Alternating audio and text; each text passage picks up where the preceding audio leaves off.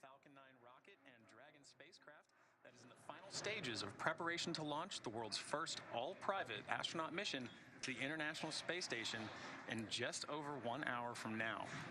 Today's launch marks the next step in evolution of the human spaceflight story. This is the first of a number of planned private astronaut missions, or PAMs, by Axiom Space to the International Space Station, and it represents the culmination of years of hard work between both government and private entities to open up the doors to low Earth orbit.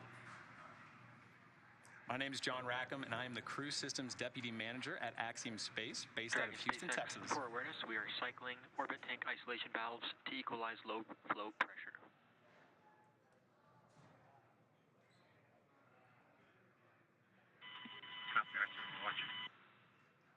All right, just some back and forth there between the crew and the core. My name is Kate Tice. I'm the Quality Systems Engineering Manager here at SpaceX headquarters in Hawthorne, California. With our coverage now expanding to NASA television, I'd like to welcome friend from NASA, Dan Hewitt, coming to us from Johnson Space Center over at Houston, Texas. Hey, Dan. Hey, Kate, great to see you and the Johns. We're excited to join and get this milestone mission off the ground. Liftoff time is still holding, let's see, for 11:17 a.m. Eastern Time, and currently tracking no issues with Falcon 9 or Dragon. The range remains green, and as you can see there with that shot, the weather is definitely cooperating. Yeah, it's a beautiful day for launch. What a gorgeous shot.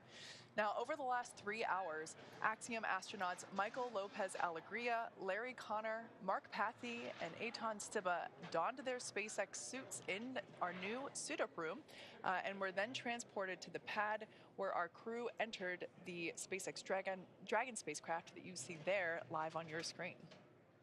Right, and since arriving at the spacecraft, our crews were helped by the closeout engineers or advanced team to get into their seats, attach their suits to special umbilicals that provide breathing air and a communication link to Dragon systems.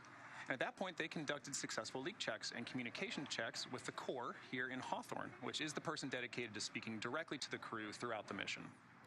The closeout team then sealed the hatch, which also gets its own leak check. Unfortunately, that leak check didn't pass the first time, so we opened it back up, wiped it down, and performed that leak check again. And that second one was good. So that leak check is closed. Or excuse me, that side hatch is now closed. Moments from now, the closeout team will depart the pad while weather operators kick off their final check on wind speeds at the pad before the final go, no-go for launch. But before we get to that final go, no-go, the SpaceX team will do an internal poll, making sure conditions are ready with Falcon 9, Dragon, the crew, the range, and the weather. Let's pause now and watch watch the closeout crew as they finalize their preparations there on the pad.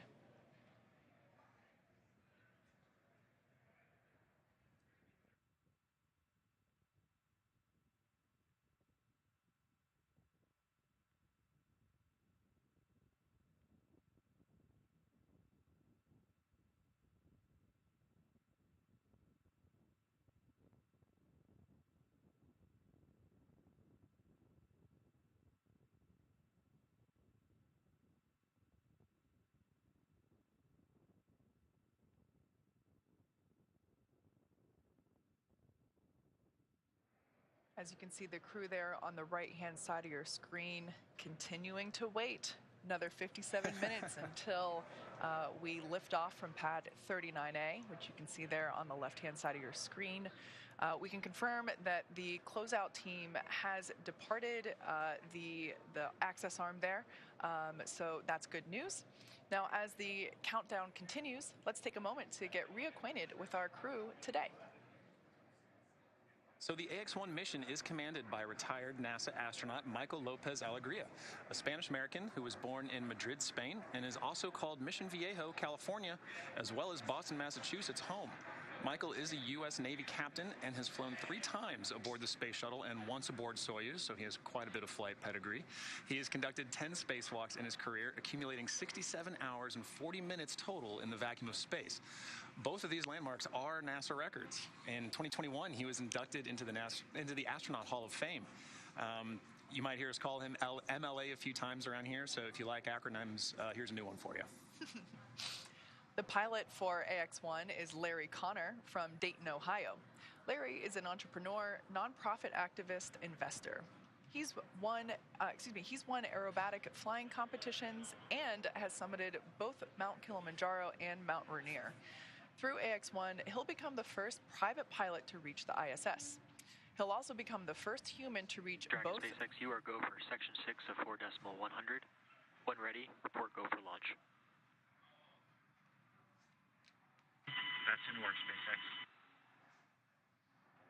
All right, so just some back and forth with SpaceX core Arthur Burial and the crew, continuing to work through our procedures. Ultimately, next check will be to make sure that the crew inside Dragon Endeavour are go for launch. Yeah. Back to our pilot, Larry Connor. As I said, he will also become the first human to reach both the deepest ocean depths and enter the bounds of outer space within 1 year. That's just crazy to me. Larry has been actively involved with the Mayo Clinic and the Cleveland Clinic for many years, helping to understand the effects of aging. This mission will add a new dimension. Go for launch.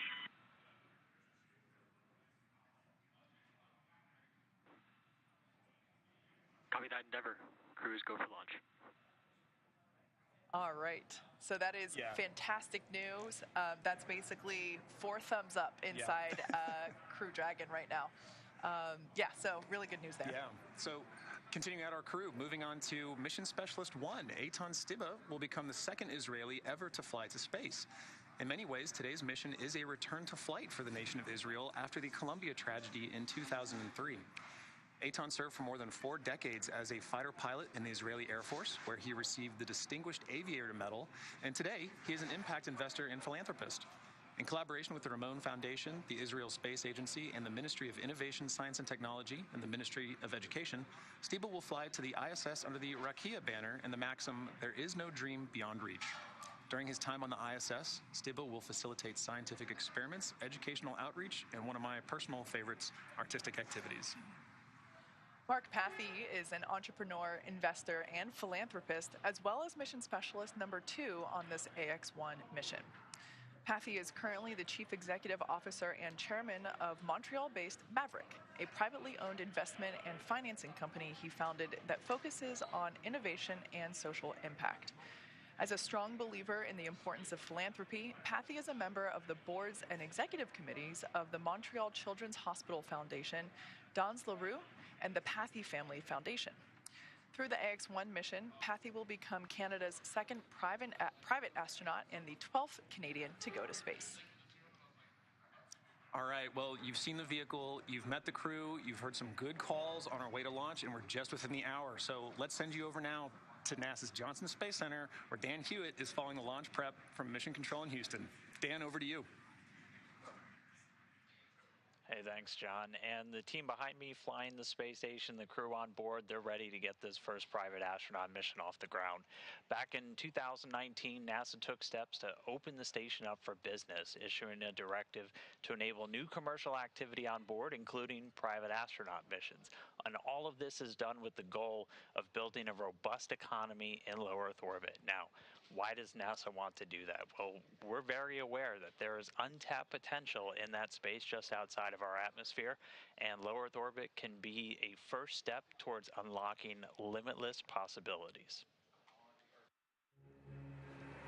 On this July 20th, 1969.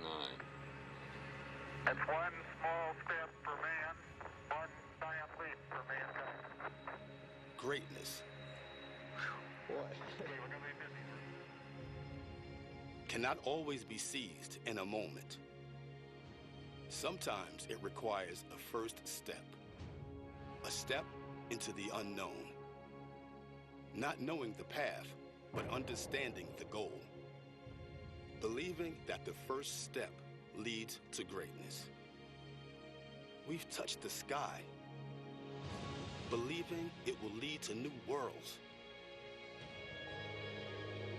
We've left our home, believing in a brighter future. We've come together, believing in shared goals. We've stayed and learned, believing in benefits for all. take the first step time and time again because we've witnessed its benefits and believe in its potential. So we're expanding and enabling this step for others to push humanity further as we prepare for the next giant leap.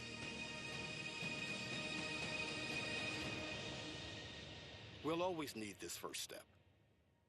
We're here to stay. And now is the time to join us.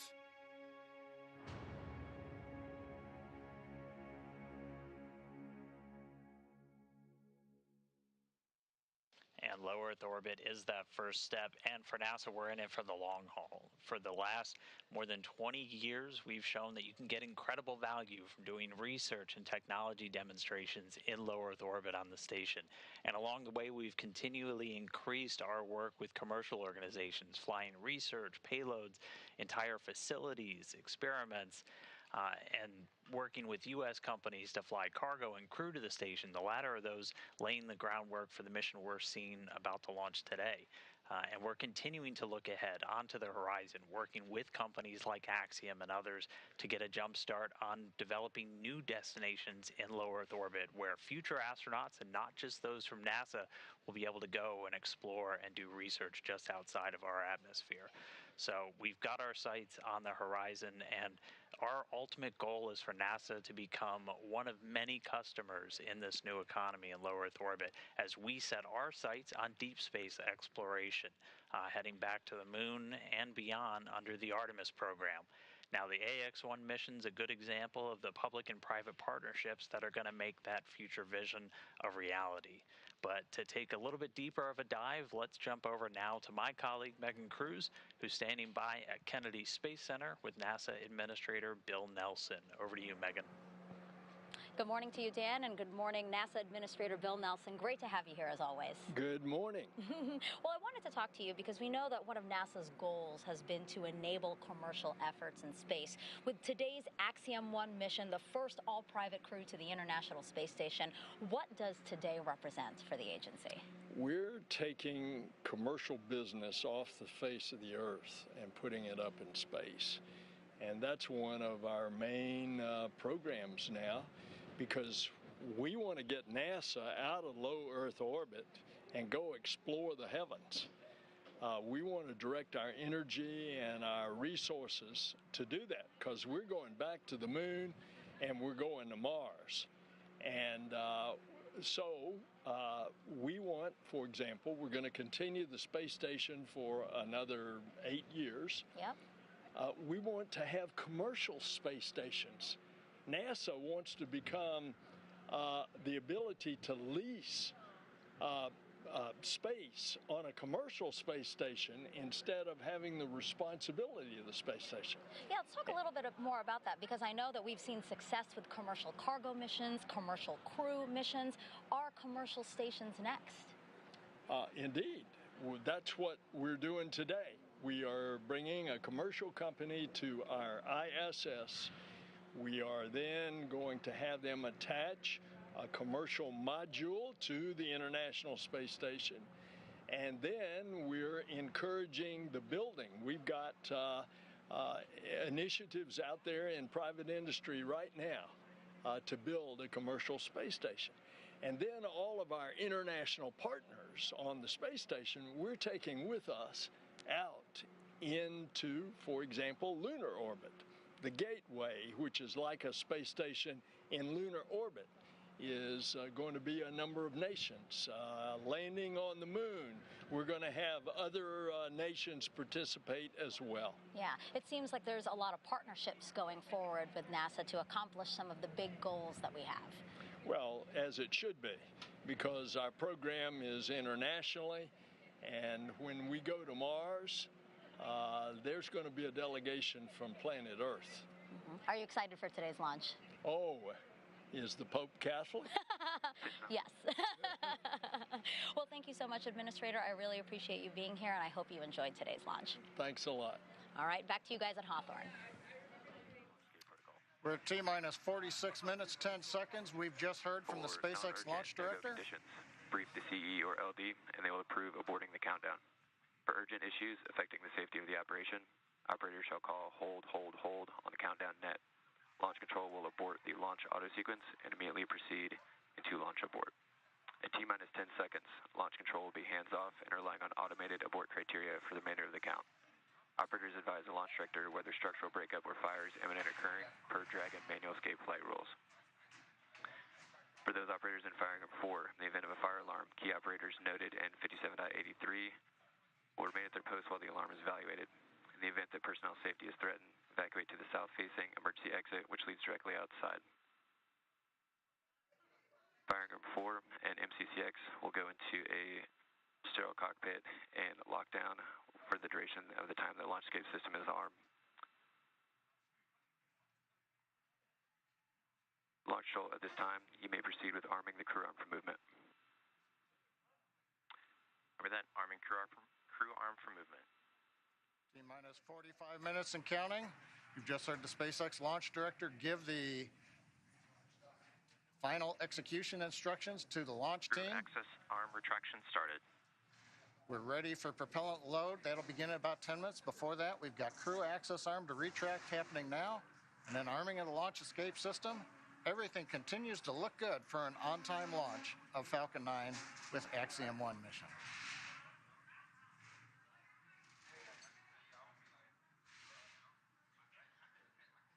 Dragon SpaceX for tablets. Go ahead, Arthur. As we prepare to step into LES arming, I need you to verify that the elastic bands are over the corners of all of the iPads in the vehicle.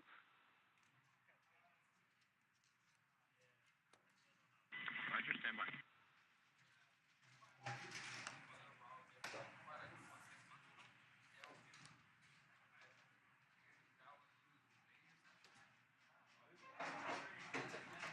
SpaceX Endeavor, Arthur, I can confirm that the elastic bands on the satchels are around the tablets and also. All right, copy that. Thank you, MLA. And for awareness, that last call came in pretty quiet, so if you could speak up on the upcoming calls, that'd be great. Thanks.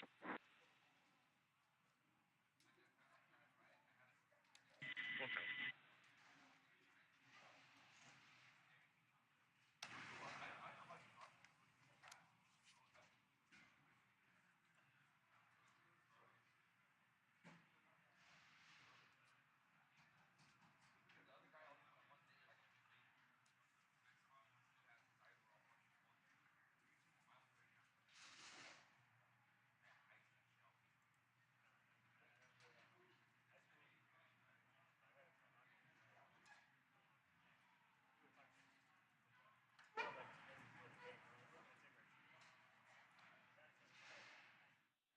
Okay, we'll give you an update here. Inside of 43 minutes, crew access arm has retracted from the Dragon spacecraft. Next up, we've got launch escape system arming. And then at T-minus 45 minutes, or T-minus 35 minutes, we'll begin loading propellant onto the Falcon 9. So right now, Falcon 9s go, Dragons go. Weather looks good, and the range areas are also cleared for launch. So Kate, Crew John, access everything arm is retraction looking good. complete.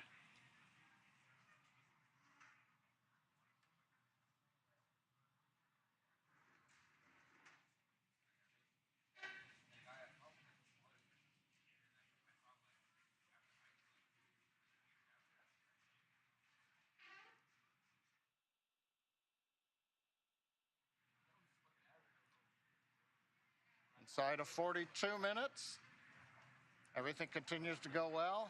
Waiting now for launch escape system arming.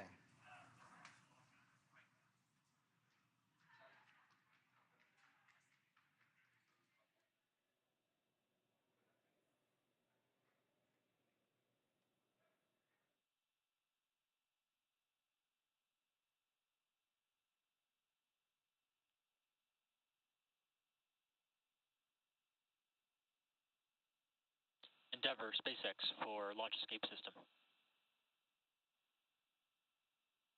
Go ahead, Arthur. All right, MLA, at this time I can give you a go to step through section 7 of 4.100, close visors and arm the launch escape system. That should work.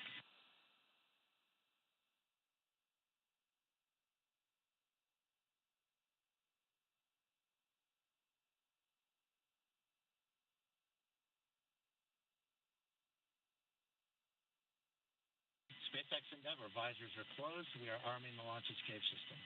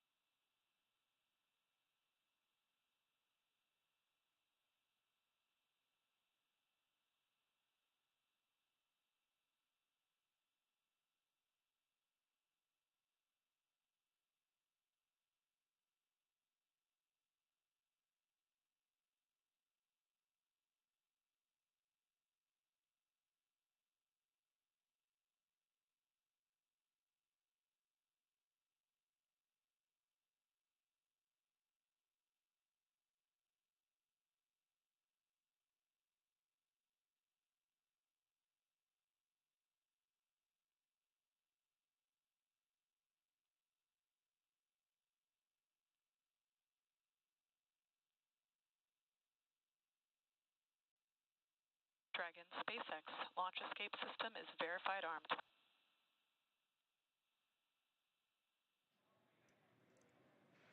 Copy, SpaceX. All right, there you heard it. The launch escape system is now armed.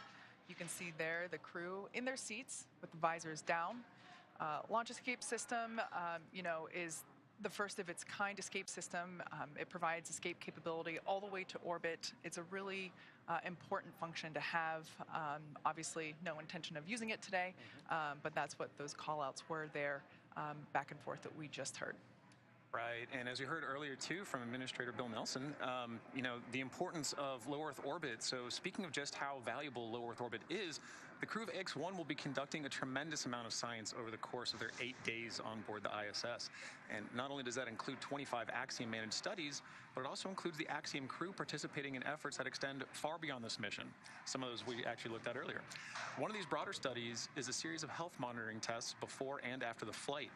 A few days ago, I was able to connect with Dr. Emmanuel Riqueta to talk about the ongoing research this crew will participate in on behalf of the Translation Research Institute for Space Health, also known as TRISH. Here's our conversation.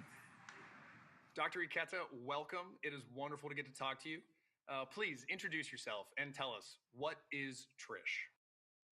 Absolutely. My name is Emmanuel Riqueta, and I'm the Chief Medical Officer at the Translational Research Institute for Space Health.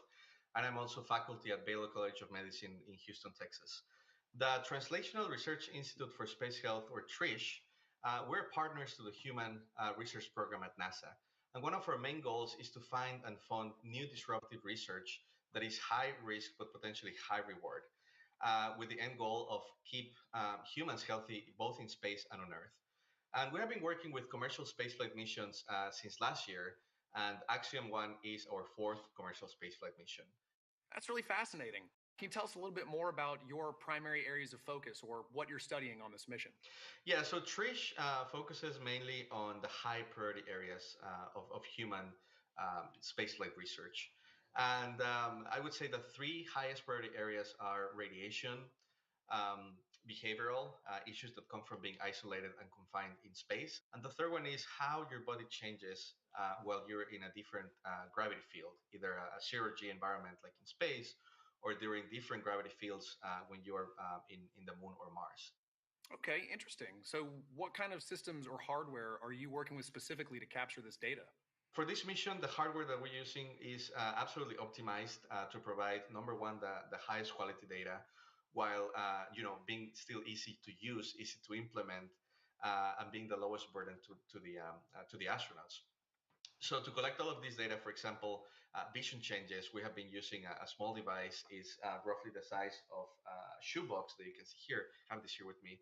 So this is basically like having an optometrist on a box. Basically, the only thing that you have to do is just grab it, put it on your eyes, look at an object that is roughly 6 feet away from you, And after a few seconds, you get a prescription of your glasses as right here. So as I was saying, if there's any changes on astronauts during these missions, we'll be able to see how that changes with this device. We're also looking, I was mentioning, at behavioral changes, how being in an isolated and confined environment has any behavioral aspects. And for this one, we have been using a small tablet like this one, also to test the sensory motor adaptation, the balance disorders, and the space motion sickness. We're using a device like this. And for each of the crew members, we have a set of hardware like this, and it fits. The 4 sets of hardware fits on a medium-sized suitcase. So it is really easy to move wherever it needs to go for launch and landing. That's wonderful. So what are some of the intended outcomes or goals of the research you're doing? Yeah, so some of the outcomes and one of the main applications, number one for spaceflight that we want to get from this research is that short duration missions like Axiom-1 are very, very relevant in the context of Artemis missions. When we go back to the moon, the first missions are going to be roughly the same duration as Axiom-1. So anything new that we learn from these missions is going to be absolutely valuable. Really, every new piece of data that we collect in spaceflight could potentially solve and be that last piece of the puzzle that we're looking to complete what we need to know. Dr. Riquetta, thank you so much for speaking with us today. We wish you the best of luck. It is my pleasure. Thank you. All right, we are about 30 minutes out from launch of the historic Ax-1 mission. It has taken an enormous effort from an incredibly dedicated and hardworking team to get to this moment. And that team wanted to take an opportunity to wish the crew of Ax-1 well and Godspeed. Hey Ax-1, we're so happy for you guys, and just want to let you know we've got you here on the ground in mission control, so fly high and have some fun. From all of us here at the Integrated Performance Team, we want to wish you luck on your pioneering mission to the ISS, and hope to see you in a couple years when Ax-1 launches. It is not only an immense honor to get to watch your monumental mission, but also to have been able to support you on your journey towards this day as well. Hey guys, can't wait for this mission. We put a lot of hard work in. We're excited for you all to have a great time up there, and good luck. Thank you for helping set an important precedence ahead of a very bright future. Good luck, Ax-1 crew. Let's conquer space. Hasta pronto. We want to send you all off with good wishes in this incredible journey. Godspeed. It has been such an honor to watch and support you guys as you prepare for this moment. I'm so proud of each one of you for the dedication, the long hours, and the hard work you've put into making this a meaningful mission. Hello, Axiom astronauts. Thanks for stepping up to the plate for this amazing journey. You guys have trained hard, you've waited a long time, and this is now happening. Safe travels on this historic mission for the first private astronauts to go to the ISS. It's happening. Wave to us from up above, because we'll be thinking of you from down below. We're the Axiom safety team.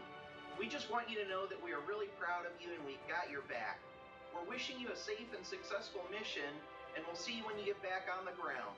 Hi guys, we're the Axiom soft goods team, and we just want to wish you a good mission and get back safely. It's a real pleasure to be talking with you guys right now, and we're super excited for you. I'm here to cheer you on along with the entire Crew Systems team. Yay. Thanks for everything you're doing.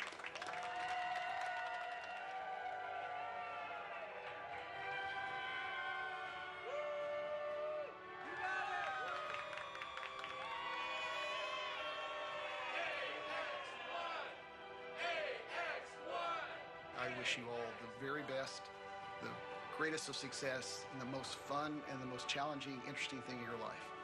Go big and enjoy your time on the ISS. We'll see you back on the ground.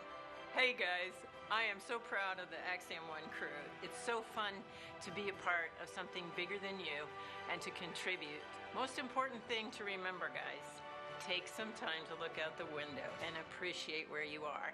It's space.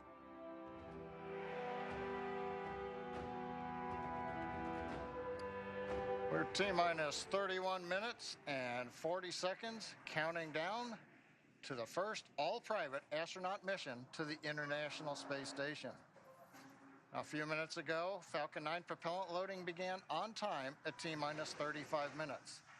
RP-1 fuel loading is underway on both the first and second stages. Liquid oxygen loading is underway on the first stage. Now we'll finish up fuel loading on the second stage at about T-minus 20 minutes. Doesn't take very long. and then we'll begin loading liquid oxygen on the second stage at about T-minus 16.5 minutes. We'll continue propellant loading on Falcon 9 up until about T-minus 2 minutes. Now, speaking of propellants, the Dragon spacecraft was loaded with its propellants about a week and a half ago, just a few miles down the road from the launch site at what we call Dragonland. In order to fly, Dragon needs a fuel and an oxidizer. Start of stage 1 cryo-helium loading. For the fuel, we use monomethyl hydrazine, or MMH, and nitrogen tetroxide, or NTO, for oxidizer. Now together, these propellants feed the Draco engines that will maneuver Dragon on orbit, changing its attitude, raising its orbit to get to the space station. But that propellant also serves a second purpose, and that would be to use in the 8 Super Draco engines that would power the launch escape system in an escape scenario. But right now on pad 39A, nice view of Falcon 9 with Dragon there. You can see the crew axis arm has retracted away from the Dragon spacecraft. The 4-person crew is inside Dragon right now. The launch escape system is armed. Propellant is going into the Falcon 9. So since we are at this stage with launch escape system armed, that means the 8 Super Draco engines inside the Crew Dragon are ready, if needed, to launch the capsule away from the Falcon 9 rocket in an instant, should there be any kind of emergency associated with the rocket or the pad. We have the ability to use a launch escape system right now if it was needed. A couple other status items. Weather, as you can see, looks good. Probability of violating the launch commit criteria is less than 10%. The only thing we're watching is wind gusts, but we believe, having seen the wind for the last several hours, everything continues to look good. That should not be an issue. Weather is also good in the Atlantic Ocean should we need to use a launch escape splashdown site for the Dragon capsule. We've also got upper altitude winds we've been checking out. Balloons have been released by the range here recently. We continue to look good for upper altitudes as Falcon 9 flies through the periods of maximum dynamic pressure. And finally, on the range, of course, we have cleared the danger areas, the hazard, the caution areas. Everybody's out of there except the 4-person crew up in the Dragon capsule, very top of the rocket you can see in the picture. So coming up, T-minus 28 minutes, 30 seconds, everything continuing to look good on Falcon 9 with Dragon for the Axiom 1 mission. Let's take a moment now to get acquainted with the vehicles that you see there on your screen. That's a live view of Falcon 9 with Dragon, our spacecraft on top. Falcon 9 rocket is a Falcon 9 rocket with the Dragon spacecraft on top. Together stands about 215 feet, which is almost 30 feet taller than the Leaning Tower of Pisa in Italy, which is 183 feet. Falcon 9 is a reusable 2-stage liquid-fueled rocket, which means that it's kind of like 2 rockets in one, the first stage and the second stage. Very cool. So talking a bit about that first stage. The first stage is the bottom 2/3 of the vehicle that you see there. Has a nice patina. It's been reused a little bit. It's covered in soot from a previous mission. That first stage is responsible for accelerating Falcon and Dragon through the Earth's atmosphere and into space. To do that, it has 9 Merlin engines at the bottom of that first stage. Prior to liftoff, the Falcon 9 first stage is loaded up with nearly 1 million pounds of fuel and liquid oxygen. And the Merlin engines on the first stage are optimized for sea level. These achieve 190,000 pounds of thrust during ascent and descent. The first stage accelerates the vehicle through the Earth's atmosphere into space and then separates the rest of the rocket at about 2.5 minutes into flight. From there, the first stage will do what no other orbital-class rocket in the world can do. It'll make its way back to Earth and target a landing on our drone ship, a shortfall of gravitas, which you see there on your screen. The seas look great. The blue skies, I don't think it could be any more picture perfect. No, it's like a desktop right there, I think.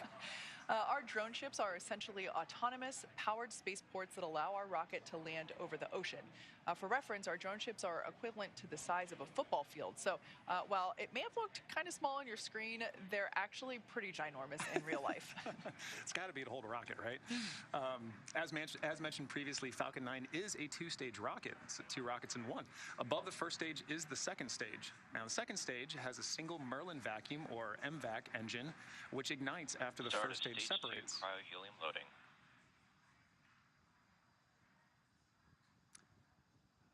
Now, the second stage is essentially a smaller version of the first stage, and whereas the first stage is designed to power the vehicle out of Earth's atmosphere and the forces of gravity, the second stage is specifically designed to operate in the vacuum of space. The second stage powers the Dragon spacecraft to its specific targeted drop-off point in orbit. The Dragon spacecraft is capable of carrying up to 7 passengers to and from Earth orbit and beyond, but for today's mission, it is carrying 4 members of the Axiom 1 crew. It is the first private spacecraft to take humans to the space station and the only spacecraft currently flying that is capable of returning significant amounts of cargo to Earth. Like the Falcon 9 rocket, the Dragon spacecraft is also reusable. Today will be the 3rd flight to space for this Dragon spacecraft that the Axiom 1 crew is flying in today. The previous flights for this capsule supported were recently the Crew 2 mission, and before that, the Demo 2 mission, which was our first human spaceflight mission. Pretty incredible. Yeah. Now, as we await T0 in just under 25 minutes, the ground operations teams are doing a series of system checks to make sure both Dragon and Falcon 9 are ready for launch. Let's take a look at what the Ascent portion of this mission will look like.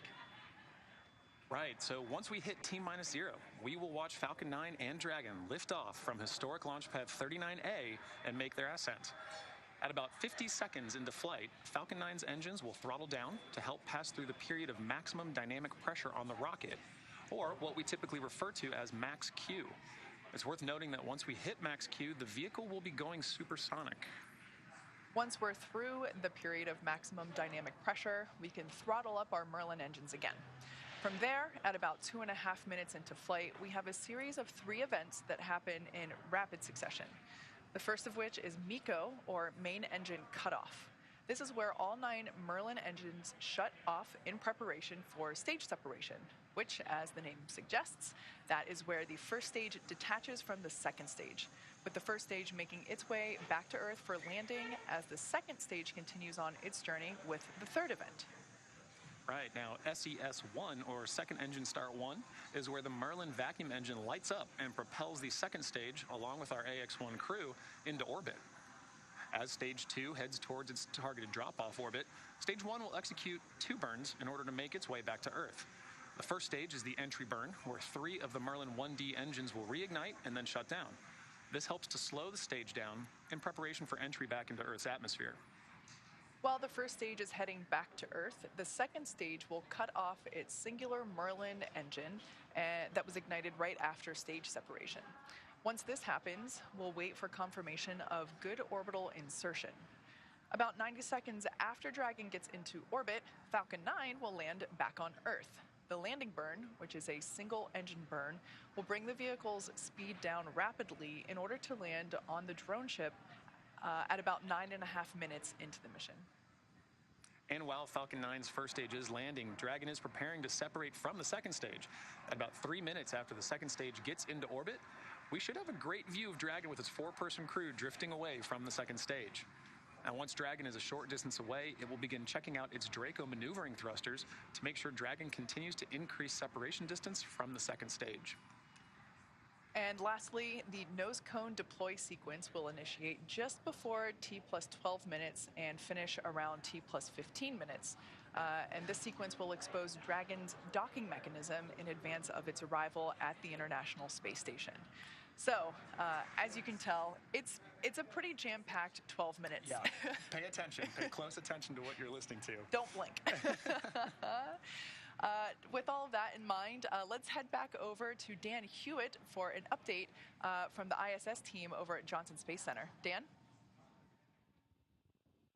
Hey, thanks, Kate. Now, inside the room, the International Space Station Flight Control Room, Flight Director Scott Stover is leading the teams right now. But just about 4 hours ago, NASA Flight Director Diane Daly gave a go on behalf of the combined ISS team to the SpaceX mission director, just saying that ISS, or the space station, was go for launch. Now, to get there, we've got a list of flight rules, basically just guidelines for all of the major systems we have to make sure are functioning on board station before we can give a go to launch another crew up there. So we're looking at everything from those core critical command and control computers, verifying we have a good communication path through our tracking and data relay satellites, ensuring that the atmosphere, all of the life support systems on board are functioning, even the mechanical systems like the docking port where this mission is headed. So we're expecting today's flight to be about a 20.5-hour journey from launch to docking, with the Crew Dragon Endeavour headed towards the Node 2 Zenith. That's the space-facing port on the top of Node 2, the Harmony module on board the station. And once they get there, they're going to get welcomed by the Expedition 67 crew, which is made up of 7 individuals right now, 4 from our SpaceX through Crew 3 mission with 3 NASA astronauts and 1 ESA European astronaut, and they're joined by 3 cosmonauts that just arrived on station about 2 weeks ago. Now, so it's going to take them about 20.5 hours to get there. That docking right now is targeted for 11:45 GMT on Saturday. That's 6:45 a.m. here in Houston, 4:45 for the teams over in Hawthorne. And so once they get there, they'll be able to get out of their suits on board the Dragon spacecraft, while the team on board station moves into what's known as the hatch operations. Station Commander Tom Marchand is going to be pressurizing that small area between Dragon and the station hatches, and we expect it to be a little under 2 hours from docking to hatch open, and then we'll welcome the Ax-1 crew on board the space station. So a lot to come with that 20.5-hour journey, but all that's going to start with a launch. So I'll send it back over to Hawthorne as we get into the final phases of the countdown. Back over to you, John. Right. Well, Dan, as you mentioned, it all starts with the launch. And Kate, it's looking like it's getting pretty busy here. People are excited about seeing a launch, right? Yeah, we're just now under 20 minutes until liftoff. As you could probably tell by the noise, the crew here, excuse me, the crowd here in Hawthorne, we're at SpaceX headquarters in Hawthorne, California, is starting to gather just beyond mission control here in the building. And you might be able to tell by the ambient noise, in addition to the live production noises that you also hear. You know, we are in a rocket factory. But yeah, you can see there the crowd is starting to grow behind the team there at Hawthorne Mission Control.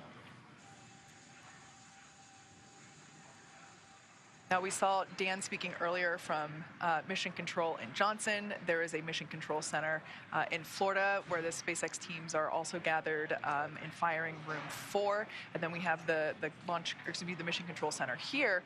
There's a shot of our Firing Room 4 there in Florida at Cape Canaveral. You can just barely make out Pad 39A there in the distance there through the window.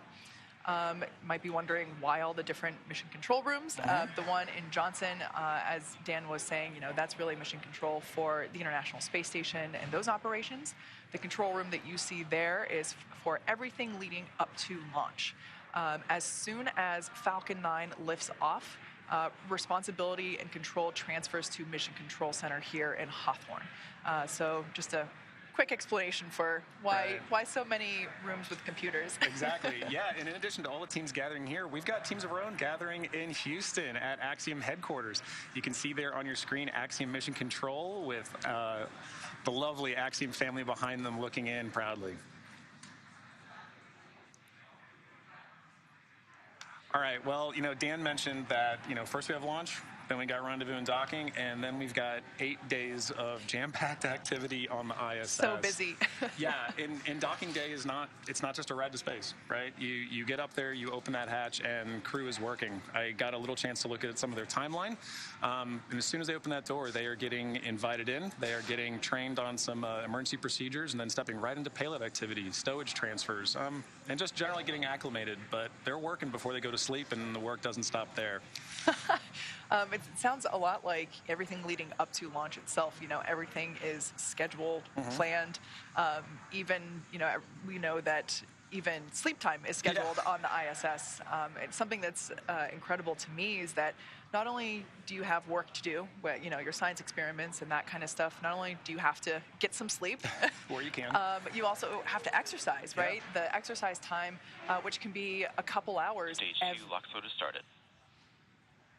All right, so good news there. We have begun LOX load, liquid oxygen loading on second stage.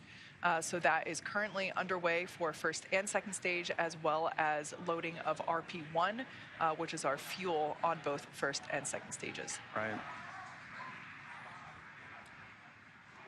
Right, and again, some of those things that you talked about, it's all following a timeline, right? And we are listening for those important cues along the way that we're hearing on these nets or on the loops, listening for where are we along in that timeline, so we know exactly where we are in terms for launch as we count down at just T-minus 15 from launch. Yeah, so I'm looking at my dashboard here. It looks like fuel load on second stage is now complete. So we're beginning that LOX load as we just heard. LOX load and fuel load continues on first stage. Axiom crew continuing to wait, following along with everything happening there with the touchscreen displays there above them, as well as their tablets strapped to their legs. Right. Everything continuing to look nominal for liftoff in just about 15 minutes. And as we approach that liftoff, in these final moments of our countdown to launch, Axiom Space founders Cam Gaffarian and Mike Suffredini wanted to take a moment to reflect on this mission. Well, this moment for me and Michael is a very special moment in a beginning of many beginnings, right? The launch of Ax-1, going to International Space Station as part of our journey to build the first private commercial space station. And we're so grateful to be here and delighted at this moment as part of this incredible journey to commercialize and privatize low Earth orbit. On behalf of Cam and I, we'd like to thank the entire team that's made this historic journey possible. The SpaceX team in particular has done a tremendous job of prepping our crew for a launch on their transportation vehicle. The crew itself has done a fantastic job of getting themselves ready and planning their research. NASA, of course, we can't do this without NASA's leadership and support. And to each of you in the Axiom Space family, we couldn't have done it without you. We're looking forward to a bright future together. T-minus 14 minutes, 7 seconds, and continuing to count down. Everything is still looking good for launch of Falcon 9 and Dragon. That'll occur 17 minutes and 12 seconds after the hour. As a recap, Falcon 9 began propellant loading at T-minus 35 minutes. We just heard loading of the RP1 fuel. The kerosene fuel onto stage 2 was completed right on time at T-minus 20 minutes. We've still got fuel going onto the first stage. Looks like we're about 90% or so full right now. Fuel loading will finish up at T-minus 6 minutes, and we'll hear that call out in the countdown. Meanwhile, densified liquid oxygen is continuing to load onto both the first and second stages. First stage will close out at T-minus 3 minutes. The second stage, we just began loading liquid oxygen at T-minus 16.5 minutes just a few minutes ago. That'll wrap up at the T-minus 2 minute mark. Now we load the liquid oxygen as late as we can in the countdown. It's densified, that means it's ultra cold, well below the boiling point of liquid oxygen. That lets us put as much as we can on the vehicle for performance, and getting it on board the vehicle just before liftoff means it won't warm up, where you start to lose the ability to put liquid oxygen onto the stages, into the tank. In the quantities we want. So it stays nice and cold, it doesn't bleed off, and that gives us the performance we need on Falcon 9. Continuing on, Falcon 9, checkouts of the thrust vector controllers, what we call TVC wiggles, you may hear that term, they're coming up. We're also going to be doing throttle valve checkouts on the Merlin engines. That helps control the power of the engines as we go through flight. For example, you hear a throttle down or throttle up as we prepare for the period of maximum dynamic pressure. As we come up on the 12-minute mark, the range continues to be go. Roadblocks are up, all the hazard areas are clear. Airspace, sea space is good. The weather is go. Beautiful shots you can see here, blue skies. I'm looking forward to some great views from the cameras as we head into space. And then finally on the Dragon side, the Dragon mission director and team, they're reporting no issues. We've done the communication checkouts with the crew. You can see the crew axis arm has retracted into the launch position. You can see Dragon now with the strung back of the transport Erector, and the umbilical is going to Dragon alongside of it. We've also armed the launch escape system, and obviously the crew is strapped in the Dragon capsule and they're ready to go. Final instructions of the crew will come in about a minute and a half at T-10. We'll listen to that. The crew displays will be configured for launch, and that setup will give the crew insight into how the launch is proceeding, and it provides constant updates on vehicle health.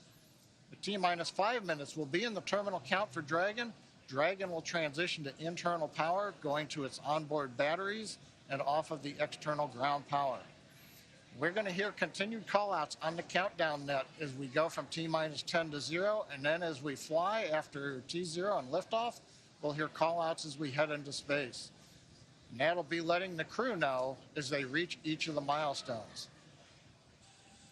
Now, next big event coming up at T-10 minutes is we're going to do launch commit criteria, and final instructions will be going to the crew. One other thing that you will hear is during Ascent, you may hear 1 Alpha, 1 Bravo, 2 Alpha. These are launch escape states. As the Falcon 9 flies, if a launch escape was required, the crew on board knows where they are passing various points in the countdown, and that would tell Dragon what sequence of events to execute to come off of the Falcon 9 and bring the crew back safely down under the parachutes in the ocean. Right now, T-10 minutes. Let's listen in to the countdown now. Dragon, SpaceX, confirmed crew displays are configured for launch. SpaceX Endeavour, we confirm they're configured. Copy MLA, and on behalf of the entire SpaceX team, we're honored to have you aboard Endeavour for its 3rd flight to the International Space Station. Axiom 1 marks a new step in commercial spaceflight and research. We wish you a great mission, good luck, Godspeed, and enjoy the ride. Thanks for those words, Arthur. I've got a few of my own. I'm going to let my crewmate Eitan say it first, though. שלום. כמה ימים לפני שאנחנו מציינים את המסע הגדול שלנו לחירות. And a few minutes before launching on this journey, I wish to share with you the words of the Greek poet Constantine Cavafy that well describe the perspective of our marvelous crew. Keep Ithaca always in your mind. Arriving there is what you are destined for, but do not hurry the journey at all. Better if it lasts for years.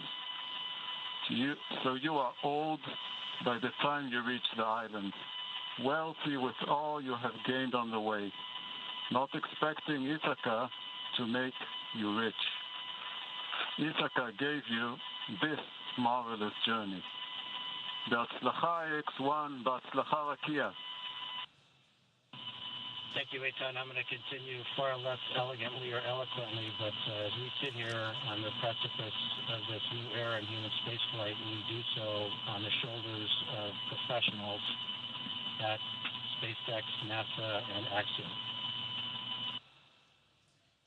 We want to thank all the teams at SpaceX, Falcon 9, Dragon, the launch team, of course, closeout team, all of the folks in mission control, and of course our training teams. With NASA, boy, it's been tough. You know, the first time was always hard, and there's no playbook. It's all open field running, but with ISS program, commercial LEO development, and flight operations, we've learned a lot, and we'll continue to do so. We want to thank Cam and Seth for their vision, but especially all the people at Axiom for putting this mission together with the minor miracles that they perform. All of you, make no mistake, are the men and the women in the arena. Your faces are marred, if metaphorically, by the dust, sweat, and blood, and you strive valiantly. You will have no place with the cold and timid souls who know neither victory nor defeat. The crew of the great ship Endeavour is ready to sail her proudly, Arthur.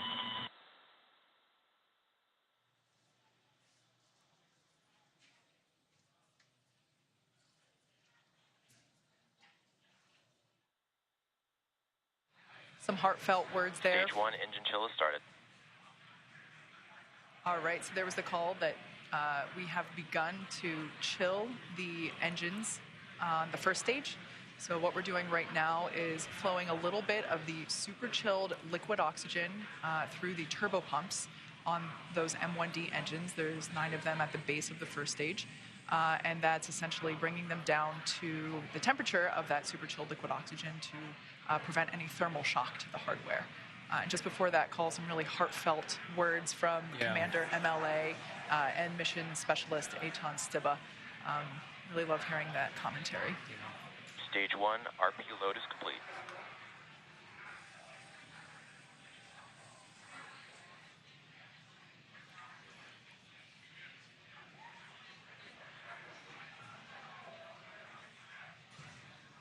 At this point in time, fuel is fully loaded on both the first and second stage. LOX loading continues on both stages.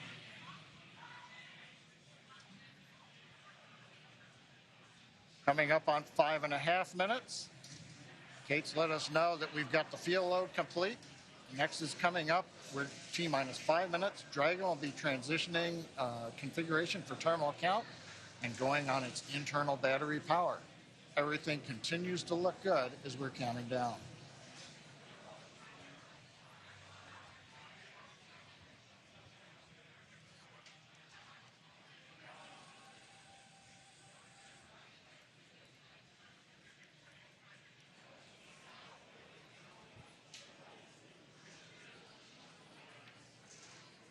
Dragon is in configure for terminal count. Falcon 9 tanks are pressing for strong back retract.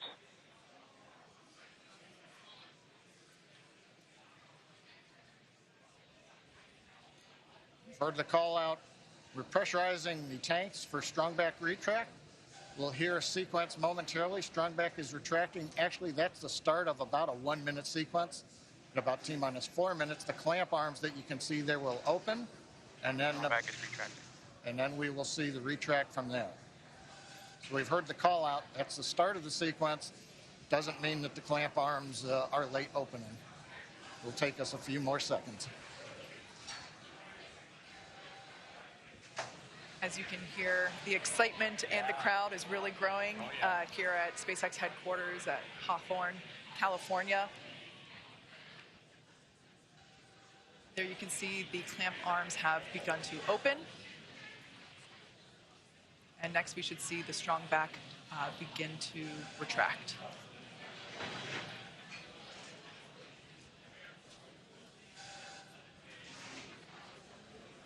This structure is what we basically use to transport the fully integrated vehicle to and from the hangar to the launch pad.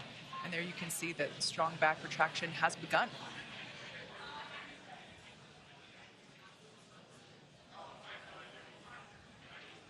Everything continues to look nominal as we're now under 3.5 minutes until launch.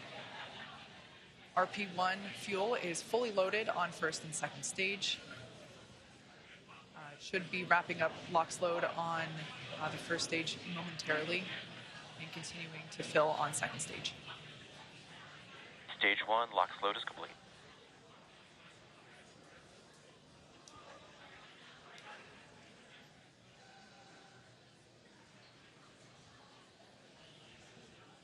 We're under 3 minutes until liftoff of the Axiom 1 mission. Dragon is in terminal count and is on internal power. All right, there we heard that Dragon is on internal power. As I was saying, we're getting close. The crowds are growing. The excitement is palpable. You can see there on the left-hand side of your screen, Mission Control here in Hawthorne, California, just behind where John and I are. And then on the right-hand side, that looks like Axiom Mission Control. That looks like Axiom Mission Control in Houston, Texas. Everybody's waving and saying, hey.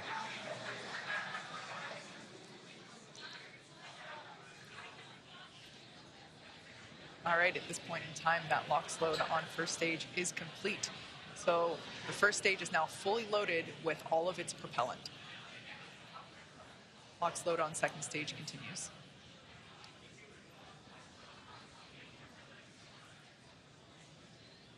as we've mentioned before. Stage 2 LOX load is complete.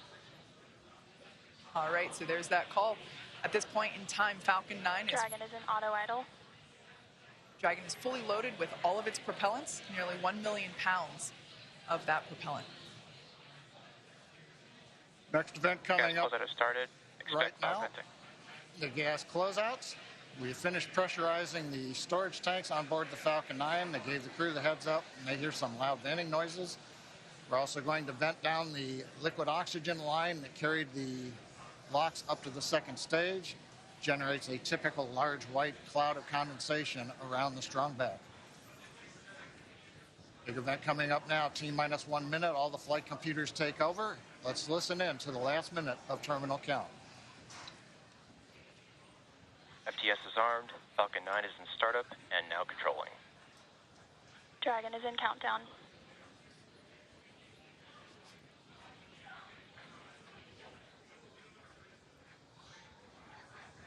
Dragon, SpaceX, go for launch. SpaceX Endeavour, we acknowledge, go for launch.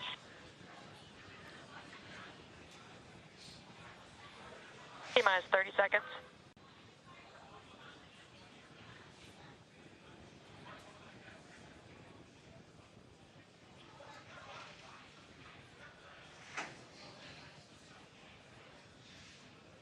T-minus 15 seconds. 10, 9, 8, 7, 6, 5, 4, 3, 2, 1, 0. Ignition. Stop. Go Falcon, go Dragon. Godspeed, Axiom 1.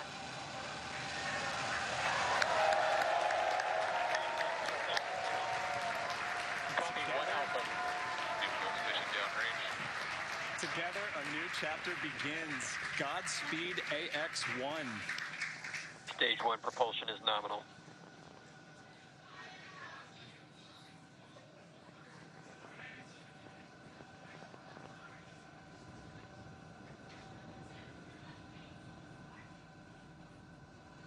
T-plus 38 seconds into this historic mission, flying crew on board Dragon and Falcon 9. Power range telemetry nominal. Stage 1 throttle down. Throttling down in the preparation for max dynamic pressure.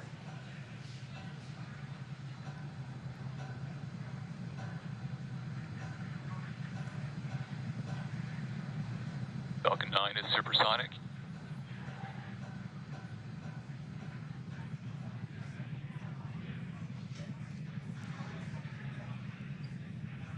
XQ. Stage 1 throttle up. Merlin 1D engines coming back up to power. 1 Bravo. Copy, 1 Bravo. The crew calling out 1 Bravo should a escape situation arise. It tells the Dragon flight computer what profile to fly using the Super Draco engines. But everything is looking good on Falcon 9. We're getting nominal callouts from all the engineers and a great view from the ground camera and the onboard cameras. Invac chill underway.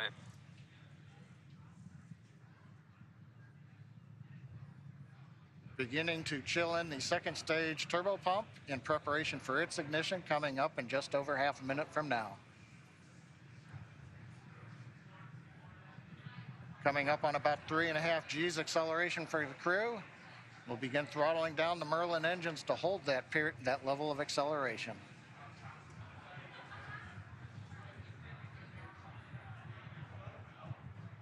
Next event coming up, we're going to get main engine cutoff of the 9 engines. Get stage separation and ignition of the second stage engine. You've heard the throttle down call out. We're holding 3.5 G's for the crew.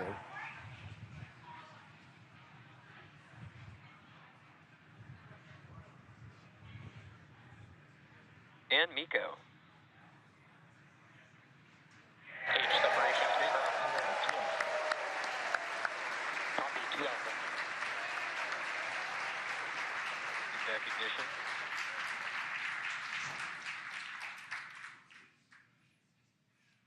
Successful stage separation and ignition of the second stage engine. On the left, the titanium grid fins beginning to slowly deploy. Great views from the first stage camera. The first stage now begins a slow flip maneuver. You can see the white nitrogen gas plumes as we reorient for an entry back through the Earth's atmosphere a little bit later in the plus count. Second stage, we see the engine nozzle glowing red. Everything continuing to look good on the second stage.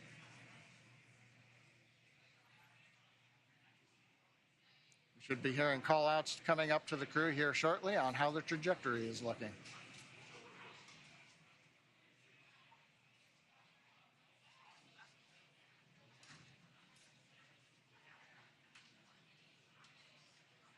Dragon SpaceX, trajectory nominal. It's what we like to hear. Acquisition of signal, Bermuda. AOS Bermuda, acquisition of signal. The Bermuda tracking station now getting telemetry from the second stage of the Falcon 9 with the Dragon on top. T plus 4 minutes, 10 seconds. Everything continues to be nominal. First stage coasting to apogee, and then it will come back down for landing on the drone ship. Second stage, partway through its lengthy burn to get the crew into orbit. So Kate, 4.5 minutes in, everything continues to look good. What a absolutely picture-perfect liftoff. We've got a live view of the crew inside Dragon Endeavour. Looks like everyone is still pretty comfy. As John had said earlier, we got Dragon SpaceX, trajectory nominal. All right, good call out there that trajectory is nominal. SpaceX Endeavour, we copy. As John mentioned, we got to about 3.5 Gs there. Acquisition of signal, New Hampshire. On the left-hand side of your screen, we can see the first stage as it is making its way back down to Earth. It's targeting a landing on our drone ship, a shortfall of Gravitas, which is parked a couple hundred miles off the coast of Florida out in the Atlantic Ocean. Second stage on the right-hand side, everything continues to be nominal there, as the MVAC engine is powering the second stage and Dragon Endeavour to its targeted drop-off orbit.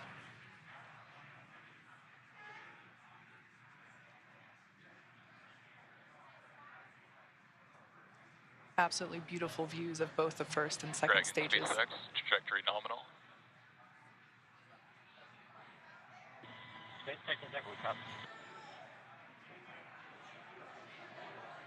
All right, so coming up in about 1.5 minutes, the first stage will execute the first of 2 burns required for today's landing attempt.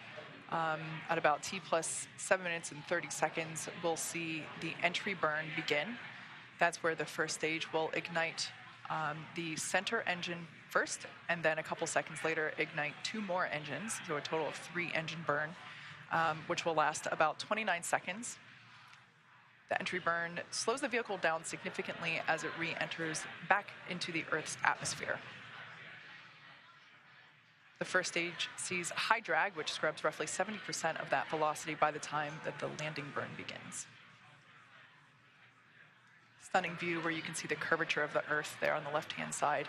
Dragon SpaceX, trajectory nominal.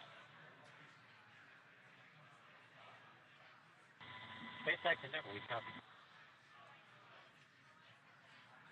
There you can see the nitrogen gas thrusters. So that's the puff of gas that you see there occasionally. That's used for attitude control systems. We also utilize those grid fins that you see. There are 4 of them placed around the booster.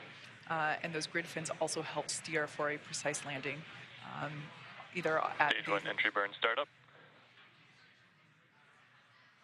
Stage 2 flight. All right, there we can see that that entry burn has begun. We are targeting a landing on our drone ship, a shortfall of Gravitas today. Everything continuing to look nominal with trajectory and MVAC performance there for our second stage on the right-hand side.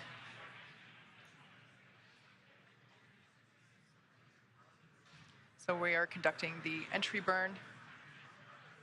Previously, the booster was... Stage 1 entry burn shut down. That entry burn helps slow the booster down. It was going about 25 times the speed of sound. So we slow it down as it re-enters the dense part of the Earth's atmosphere.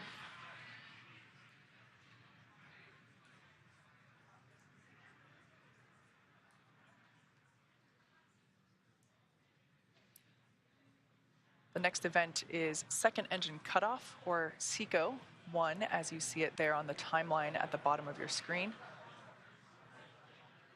Stage 2 and terminal guidance. That's where we shut down the MVAC engine, or second engine cutoff. Copy, Shannon. Stage 1 transonic.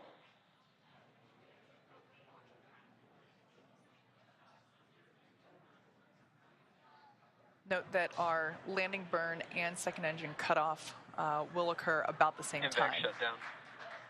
All right, we got a live view of the crew inside Dragon Endeavour there on the right-hand side of your screen. Stage 1 landing burn. Landing burn has begun for the first stage. SpaceX, nominal orbit insertion. All right, great news there. Dragon Endeavour, nominal orbit insertion. SpaceX Endeavour, we copy, and it's great to be here. 0G, and we feel fine. Stage 1 landing leg deploy. SpaceX Dragon launch skip system disarmed. As you can see, this Falcon 9 has landed for the 5th time. All the while, great commentary there. Landing confirmed. While we can confirm the landing. Signal determined, and also signal retracted cable. Confirmed landing there of the first stage booster. Also, almost simultaneously, great news for the second stage. We heard that there was nominal orbit insertion for Crew Dragon Endeavour. There you can see a live view inside our Dragon. Looks like the crew is beginning to adjust to 0G. And if you look at the right-hand side corner, it looks like we can see the 0G indicator. That was one of my... That was one of the things I really wanted to see, what they were going to bring for their 0G indicator. So I can't wait to see what comes on. It looks, I can't quite tell, Pokemon. Maybe, okay, well, hopefully it'll come into closer view. Yeah, and if not, we'll get to ask them later, hopefully. Yeah, great to see the crew here again, starting to, really getting their first taste of microgravity. Yeah. Oh, it has ears. Oh, it's a bunny. Is that like Thumper? I think it might be. I think that's Thumper from Bambi. Love it. So right now, the second stage is basically preparing for Dragon separation. The next step now that, as we said, Dragon has nominal orbital insertion, the second stage and Dragon will separate.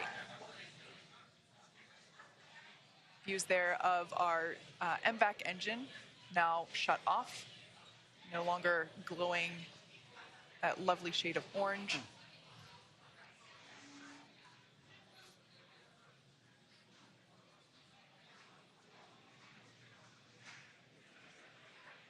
Right now, the second stage is about 200 kilometers above Earth.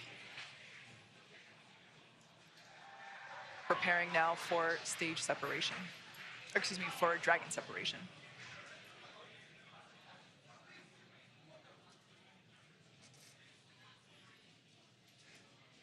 For those of you that have just recently joined us, we had an on-time liftoff of the Axiom 1 crew. They are now in space and coming up to separation from second stage, at which point they will then begin to make their journey, continue their journey to the International Space Station.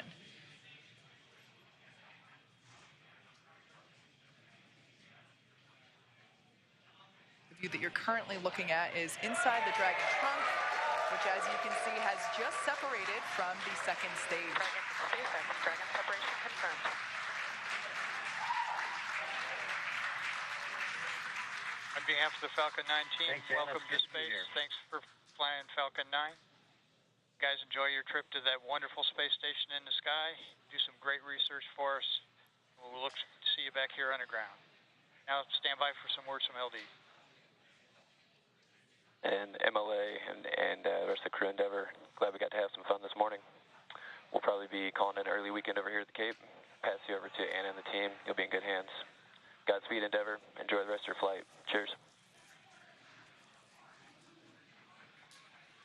Hey, Mark, it was a lot of fun. I venture to guess we had a little bit more than you did. We thank you and your launch team, Girth, you and the Falcon 9 team. It was a hell of a ride, and we're looking forward to the next 10 days.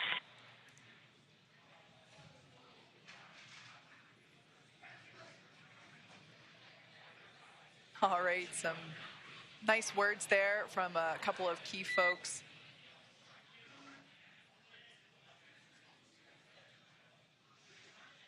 Our first Quindar tone of the mission. Yeah. I queued up right when I heard that. There we can expected loss of signal, Bermuda and New Hampshire. There we can see Dragon Endeavour on its way to the International Space Station. It has separated. There's a view Dragon inside. SpaceX, we had nominal dehumidifier activation and service section Draco checkouts.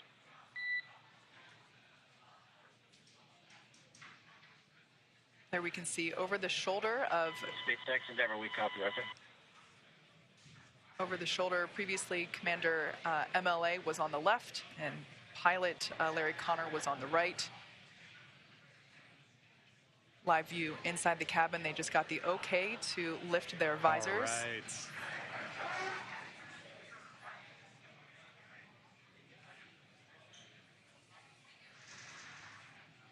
All right. All right. So we can see that everyone is in space. Yeah. We can see that zero-G indicator floating around. Great view there of Dragon Endeavour. Now in space with the Axiom-1 crew on their way to the International Space Station. Yeah, I mean, this is a day of firsts. You know, this is my first time getting to participate in a launch like this. This is the first for Axiom. I mean, this is a first for spaceflight. And it's just wonderful to see such a picture-perfect launch. It really was. We saw the landing and we saw orbital or zero-G insertion at the same time. I mean, that was perfect. Yeah. It was wonderful to see. All right, well, as I just said, today's launch is one for the history books. So to punctuate this milestone that NASA and commercial companies are able to achieve together, we go now to Kennedy Space Center, where Megan Cruz is with NASA's Kathy Leaders. I'm here right now with the Associate Administrator of NASA's Space Operations Mission Director. It's so great to have you here, Kathy. What did you think of the launch? Oh my gosh, it's always like, you know, right in the bottom of my throat. I'm holding, I can't breathe. Yes. But what a beautiful, beautiful sight. Yeah. So good to see it. I want to tell everybody working Artemis 1 wet dress, we're off the range. We're off the range for Axiom 1 and we can get moving. But you always want to hear the engine cut off. You always want to hear that second stage engine's lighting. You always want to hear, you know, each of these stages, and we need to just keep carefully working through the different steps to get that crew there to the International Space Station safely. Yeah. What does Axiom 1 represent? Axiom 1 and also future private astronaut missions to the International Space Station. Hey, you know, NASA's original goal was to enable commercial industry. That was actually in our original Space Act agreement. And so here we are, you know, 60 years later, enabling that through our missions. And so I just feel like this is a culmination of 60 years of work for us. And here we are once again getting to see, and for the first time getting to have commercial, you know, private astronauts going to the International Space Station, and they'll get to see what our government, what they're calling professional astronauts doing their real work, but then also getting to do their work too. And it's another place where learning to peacefully work in space, I think, is moving us forward. Yeah, so important. And you know, we just watched Axiom 1 lift off from that launch pad right there behind us. In a couple of weeks, we're going to see Crew 4 launch from that same launch pad. And then just right next to it, Pad 39B, we have NASA's brand new space launch system. Can you recall a busier time we've had here at the Space Coast? And how is Kennedy Space Center managing its new role as this multi-user spaceport? So I think somebody else, Bob Cabana had this dream of a multi-user spaceport here. So I think he should be very, very proud of his KSE team, and Janet Petro and her team are obviously leading the way right now, because this is not easy to do. It's not easy to go make sure all of these people have all the capabilities, and are obviously working with our Air Force sister agency there too, and making sure that all these launches get supported in a seamless way. Just an amazing job. Yeah, a lot of juggling that has to happen. Yep. So, you know, I just talked about SLS. We are looking forward to the moon with that launch later this year. You know, why is it still so important to maintain a presence in low Earth orbit when we're looking towards the moon now? Because we still don't have everything figured out how to do things yet for the moon and Mars. And really the cheapest place for us to see a differential gravity environment and for the long term is still LEO. Yeah. And so we've got to continue to do these long duration flights, keep doing our medical protocols, keep doing our physical protocols, keep testing out our equipment through those long duration missions. It's the only place where we can do that right now. Yeah. And so we still need to be able to have this kind of a test bed for us to be checking out and proving our protocols, our research, our technology before you go put somebody in a rocket that's going to go to Mars, right? Yeah. So just like always, we prepare, we get ourselves ready, and a low Earth orbit destination is a perfect place to do that. And again, how does us fostering commercialization efforts in space, how does that free us up to pursue these other dreams that we have as an agency? So, you know, the administrator today in the pre-mission conference, he said, you know, we right now are doing, this is our first step. We're working with a commercial company to have them come to our International Space Station. And we're learning to work together and figuring out how to work together. And this is going to be an important step for us because moving forward, we would actually like to now be able to buy a ride and time on orbit with a commercial company to be able to have them do that. And so this is the first step of their learning from us and us learning from them. And then in the future, you know, we're going to have space station for another 8 years, but we would like by the early 2030s for us to be flipping the roles and have our professional astronauts going up and checking and doing and focusing on the research and technology we need for exploration, but allowing commercial providers to be doing the hard work of maintaining the laboratory. Kathy, what an exciting future. I'm looking forward to seeing it, and thank you again for being here. Thank you. All right, back to you, Dan. All right, hey, thanks, Megan. It is great to see the Ax-1 mission on orbit. The team here with the space station are ready. We're ready to get them on board. So their journey just started. They've got about 20.5 hours until they're docked to the space station. Again, they're headed for the Zenith port on Node 2. That's the space-facing one on the very top. With that docking scheduled right now for 11:45 GMT on Saturday. That is just about 6:45. I have a feather. In my right hand, a hammer. And I guess one of the reasons we got here today was because of a gentleman named Galileo a long time ago who made a rather significant discovery about falling objects in gravity fields. And we thought that where would be a better place to confirm his findings than on the moon. And so we thought we'd try it here for you. The feather happens to be appropriately a Falcon feather. En la NASA, nuestro recurso más importante es nuestra gente. Una fuerza laboral talentosa, diversa, dedicada a estudiar los secretos del universo y de nuestro planeta natal. Para el beneficio de la humanidad. La comunidad